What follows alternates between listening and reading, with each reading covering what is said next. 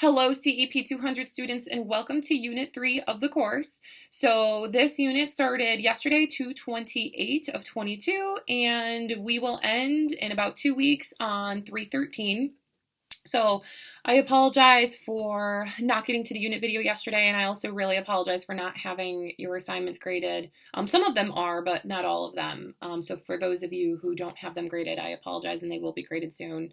The last 2 weeks have been absolutely crazy with crises at work, which generally lead to me working a ton of overtime, which unfortunately impacts not only grading and teaching, but also my private practice. And I'm fully anticipating for things to settle down now. Generally, it kind of comes in waves. So again, I apologize and I thank you for your patience. I did get a couple emails about extension, so I will be replying to those today. So if you guys have any questions or anything, please feel free to reach out to me. But as far as Unit 3 goes, actually, let's take a look at Unit 2. So let me rewind even further than that. So for Unit 1, I have your Unit 1 assignments and quiz number 1, and then there were a number of discussion board number 1s that hadn't been posted until Unit 1, so I'm going to get through to those too. But what you will notice is your quiz grade may change. With the way that UB Learns works, and this will go for every quiz, if there are short answer questions or multiple answer, or even just, fill in the blank, I will have to go through and manually grade all of those. So you'll see, if you gave me a short answer, you might get partial credit for it, you might get full credit for it.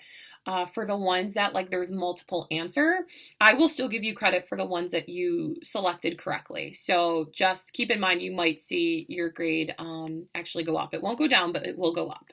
And then for Unit 2, what I realized is I think that I ended up talking about advocacy in your last journal. I have to go back and take a look because I noticed that there's a mix of journal entries. Some of them are doing the check-in for the course, which is supposed to be journal number 1, but some of them are the advocacy prompt, which is journal number 2. So we'll have to work around that.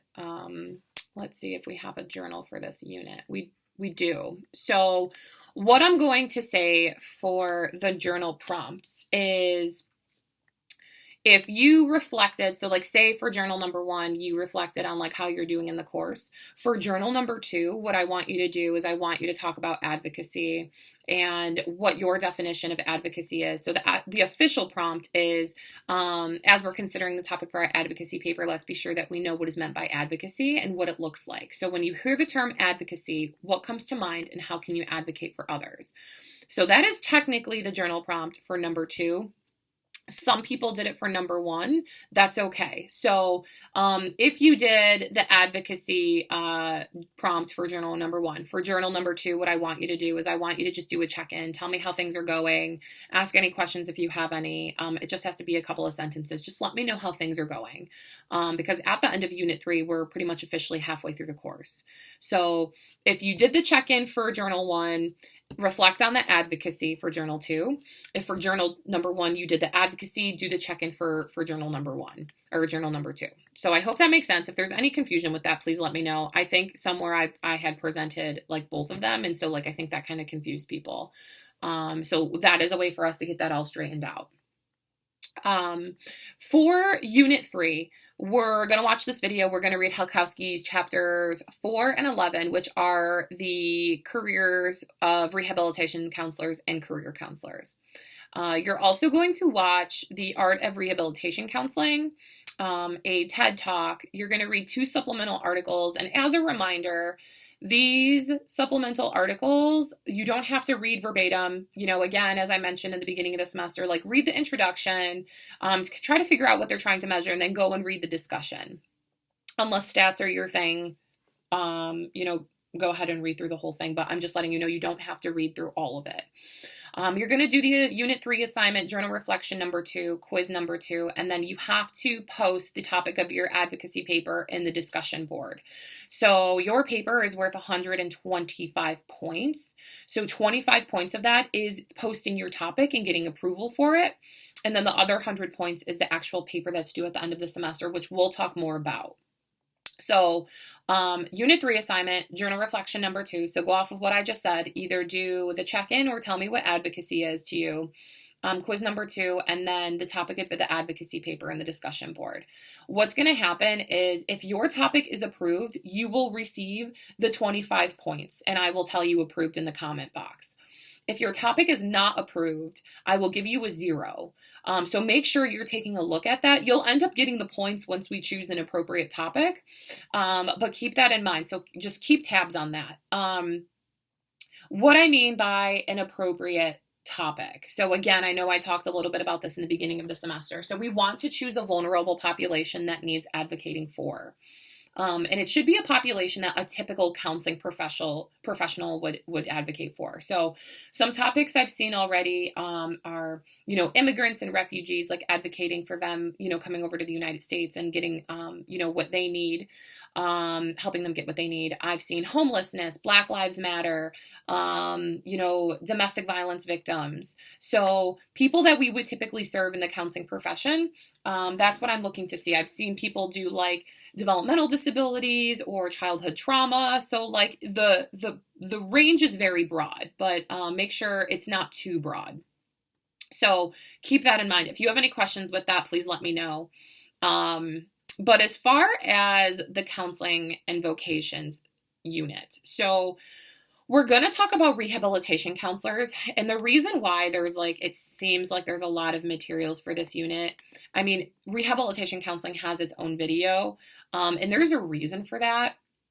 So with that, I've had students get all the way to the end of the semester and then tell me that rehabilitation counselors work with physical therapists, and that is not the case.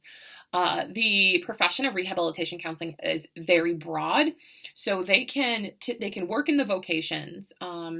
The typical, when you hear rehabilitation counselor, typically these individuals work in environments where someone had previously, been fine functioning in a role at a job, and maybe they got hurt on that job and it prevented their ability to go back and return to that job.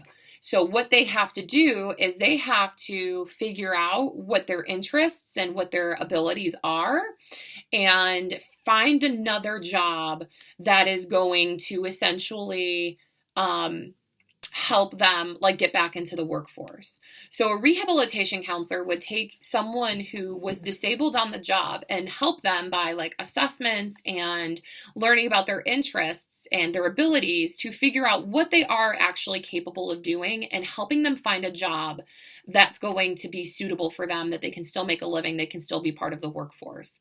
So that is typically what we see when we have a rehabilitation counselor, but it's not just limited to that. So rehabilitation counselors can also work in the mental health field. They can, they can do a whole bunch of stuff. They can be in case management. There's just a big, broad range of things that they can do.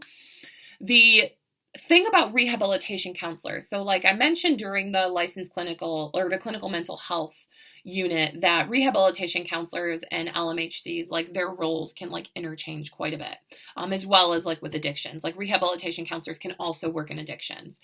So the thing is, rehabilitation counselors get certified. There are master's programs for it. UB does have a master's program in rehabilitation counseling, but they get certified nationwide. So if you're a CRC, you can move to any state and utilize your certification. Whereas we talked about with licensure, it varies state by state. So the problem is rehabilitation counselors, generally, it's not as easy for them to find jobs like it would for an LMHC, because LMHCs, because of their license, can bill insurance. Rehabilitation counselors cannot bill insurance in the same way because they don't have a license. So it's all kind of insurance company stuff, but that is why.